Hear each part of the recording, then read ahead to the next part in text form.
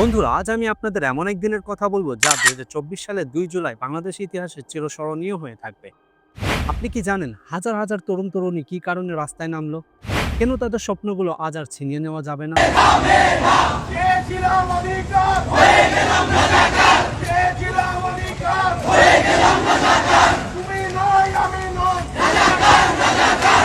সবটা শুরু হয়েছিল কোটা ব্যবস্থার অবিচার থেকে, যা ছিল এক দীর্ঘদিন অন্যায়ের প্রতীক।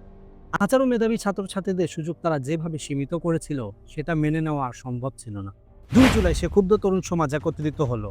বিশ্ববিদ্যালয়ের মাঠ, শহরের রাস্তাঘাট, প্রতিটি জায়গায় জেগে উঠল প্রতিবাদের অগ্নি। হাতে ছিল পোস্টার, মুখে ছিল স্লোগান, কোটা নয়, আমরা চাই সুযোগ, আমাদের স্বপ্ন আমাদেরই, কেউ কেড়ে নিতে পারবে না। এই আন্দোলন ছিল কেবল একটি কোটা নিয়ে নয়, এটি ছিল অন্যায়ের বিরুদ্ধে, অবিচারের বিরুদ্ধে, এক স্বৈরশাসনের বিরুদ্ধে গণমানুষের প্রতিরোধ। তারা জানতো এই লড়াই সহজ হবে না, তবুও তারা ভয় পায়নি, তারা দাঁড়াইল। এটা হলো সেই দিন যেদিন গণ অভ্যুত্থানে প্রথম সুর বাজতে শুরু করলো। আপনার যেন ভাবতে পারেন এই আন্দোলনের পিছনে ছিল কতটা শক্তি, কতটা আশা। এখনই থামবে না, আমি পরবর্তী ভিডিওতে বিস্তারিত বলবো কিভাবে আন্দোলন পুলিশি গুলিতে রক্তক্ষরণের মধ্য দিয়ে আরো শক্তিশালী হয়ে ওঠে, কিভাবে তরুণেরা শহীদ হলো তাদের স্বপ্নের জন্য। তাই আমার অনুরোধ, নিশ্চিত করুন পরের পার্টটি মিস করবেন না, কারণ সত্যিকারের পরিবর্তনের গল্পটি এখান থেকে শুরু। দেখা হচ্ছে পরের পার্টে। ভালো থাকবেন, আল্লাহ হাফেজ।